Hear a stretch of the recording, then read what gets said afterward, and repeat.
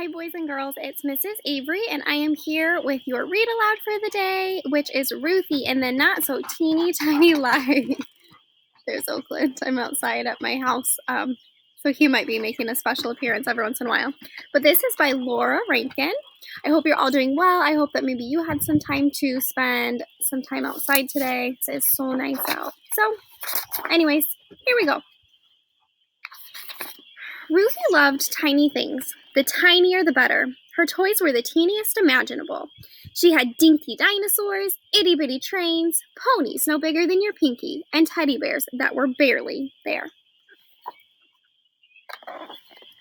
Ruthie loved finding tiny treasures, too. At the beach, she searched for the smallest seashells. The flowers she picked were no bigger than fairy wings. She even had an eggshell from a hummingbird. Wherever Ruthie went, she carried some teeny thing in her pocket.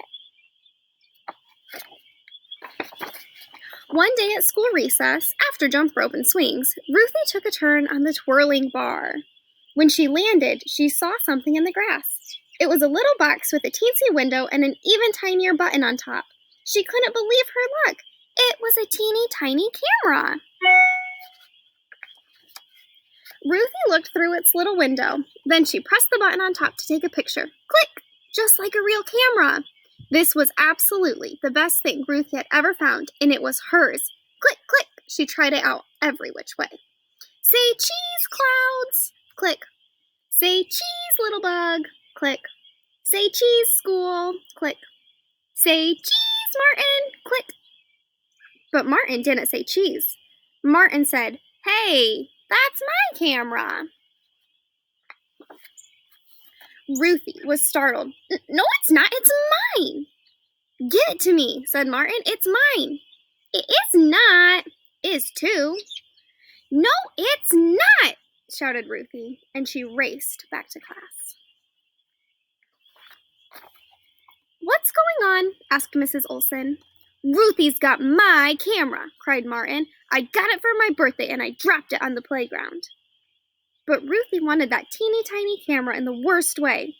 "It's mine!" she yelled. "I got it for my birthday." Well, that wasn't true at all. Not one teeny tiny bit. Uh-oh. Mrs. Olson looked at Martin. She looked at Ruthie. "Goodness, this is a problem," she said. "The camera can't belong to both of you. I'll keep it safe in my desk drawer for now. Let's talk about it again tomorrow." Ruthie's stomach flip-flopped all the rest of the day. She couldn't remember the answer to 2 plus 2. When Mrs. Olson read a story, every word flew straight out the window. Doesn't feel very good to tell a lie, right? The bus ride home took forever.